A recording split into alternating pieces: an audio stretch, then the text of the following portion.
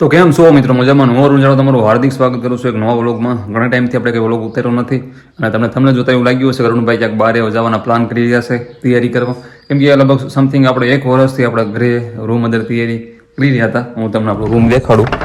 આપણો રૂમ છે, આ ટેબલ હતું, તમને ખબર જ હશે.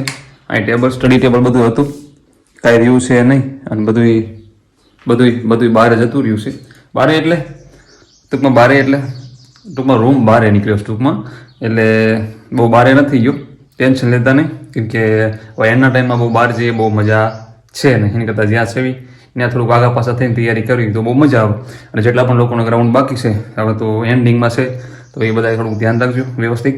અને બહાર જો બધા ગણતરી ન રાખતા, ઘરે બનતા હું તૈયારી કરજો. તો ઘરે તૈયારી કરશો ને તો થોડોક ફાયદો રહેશે અને ખોટો બીજો કોઈ વધારે પડતો ખર્ચો થાય નહીં. અને એવું લાગે કોઈ સબ્જેક્ટ વીક હોય તો એમાં તમારે થોડોક શું કહેવાય, ગમે એનો કોર્સ લઈ લેવાનો, તમને સારું લાગે તે. તો આપણે જવાનું છે ક્યાં? જ્યાં આપણે સ્ટડી કરવી ને ત્યાં જવાનું છે. મારું નામ છે ચાવડારું, નહીં તો મને ઓળખતા દેશો. નવા કોઈ આવ્યા હોય તો સબસ્ક્રાઈબ કરી પાડજો. હવે સ્ટડી ટેબલ રહ્યું ને આપણે ચેન્જ કર્યું છે. મતલબ ચેન્જ એટલે ચેન્જ ક્યાં કર્યું ખબર છે? થોડુંક દૂર જ કર્યું છે. થોડુંક દૂર એટલે આપણું ઘર છે. ઘરમાં ક્યાંય દેખાતું નથી. દેખાય છે તમને? ક્યાંય દેખાય છે? આ બાજુ દેખાય છે? ક્યાંય છે એ નહીં. હાલો હું તમને બતાવું ક્યાં અમારું સ્ટડી ટેબલ છે. તો જો આ છે સેટઅપ આખો રૂમનો.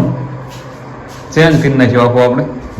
ટૂંકમાં એક બીજું ઘર છે ને ત્યાં આગળ બધું ગોઠવી આવ્યું છે. એમાં એવું છે ત્યાં આગળ થોડુંક વધારે ડિસ્ટર્બ જેવું થતું હતું ઘરે આપણા, અને એટલા માટે અમારા કાકાનું ઘર ખાલી હતું ને ત્યાં બધું ઘર નાખ્યું. સમજો? એકદમ સેટઅપ. તમે જો 3 ફ્રેન્ડ છે, સમજો? બીજા પણ 2 ફ્રેન્ડ છે જોડે. એકદમ વ્યવસ્થિત કામ કરી નાખ્યું છે. અને શું કહેવાય, કરંટ, રીઝનિંગ, મેથ્સ, આ 3 સબ્જેક્ટ રહ્યા ને સવારમાં લઈ લીધા હતા. 1:30 વાગ્યા સુધી મતતા હતા. 1:30 વાગ્યા પછી મેં જમવાની એવું ગયા હતા. જો 3:30 વાગી ગયા સાહેબ પાછા. 2 વાગ્યા જમી લીધું હતું, એવું બધું કરી નાખ્યું. બધા નાયા ધોઈને ફ્રેશ થયા, ચા ને એવું બધું પીધું. અને 3:30 જેવો ટાઈમ થઈ ગયો. અને હવે જે કીધું પાર્ટ બી, કોન્સ્ટેબલ પાર્ટ બીનું કંઈ થોડું વ્યવસ્થિત રીડિંગ ચાલુ કરશું. શું કરશું એ પછી તમને પછી બતાવીશ. ચાલો. તો મસ્ત મજાના 7 વાગી ગયા. જો ઘડિયાળ આપણી જો એકદમ જોરદાર ઘડિયાળ છે. માં કેટલા વાગ્યા? 7 વાગી ગયા છે. અને આપણે બંધારણ ચાલુ કર્યું હતું. બંધારણ પહેલાં જ ચાલુ કર્યું હોય ફરીવાર, અને કંઈક 48 પેજ ઊભું રાખ્યું છે.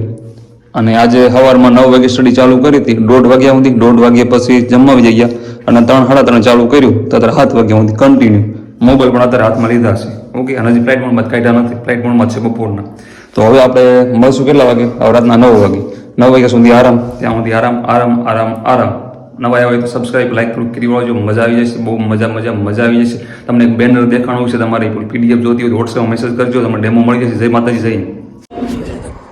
તો ચાલો, મસ્ત મજાના 9 વાગી ગયા છે અત્યારે. 9 વાગી ગયા. આપણે પાછા જમીને એકદમ આપણે રૂમમાં પાછા વહી છીએ અને રીડિંગ પાછું ચાલુ કરી દીધું છે. જો 9 વાગી ગયા. જો 9નો ટાઈમ થઈ ગયો. 9 જ વાગી ગયા, પણ 9:10 થઈ ગઈ છે. એમાં એવું છે કે થોડુંક ચર્ચા કરતા હતા એટલા માટે. તો જો આપણે ચાલુ વાત કરવાનું છે. હવે પાછું બંધારણ જ ખેંચવાનું છે. જ્યાં સુધી ખેંચાય ત્યાં સુધી જોઈએ હવે. ઓકે, પછી પાછા આપણે મળીએ. તો ચાલો, રાતના વાગી ગયા છે 12:30. જો આપણે ઘડિયાળ આપણી સામે જ છે.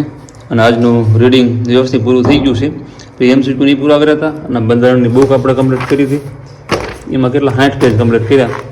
અને થોડાક MCQ સોલ્વ કર્યા હતા. અને પાછું ગણિત કર્યું. ગણિતના આપણે દાખલા જે આવે ને એ વ્યવસ્થિત કેમાં સોલ્વ કર્યા બતાવું તમને પાછું વિશ્વાસ નહીં આવે. જોવામાં કર્યા દાખલા સોલ્વ કર્યા. ગણિત બહુ વધારે પૂરતું લેવી છે, કેમ ગણિત તમને ઓછું બહુ ફાવે છે એટલા માટે. તો ચાલો મળી બીજા વ્લોગમાં. અને આજનું રીડિંગ થયું, આજે સારો રેકોર્ડ થયો.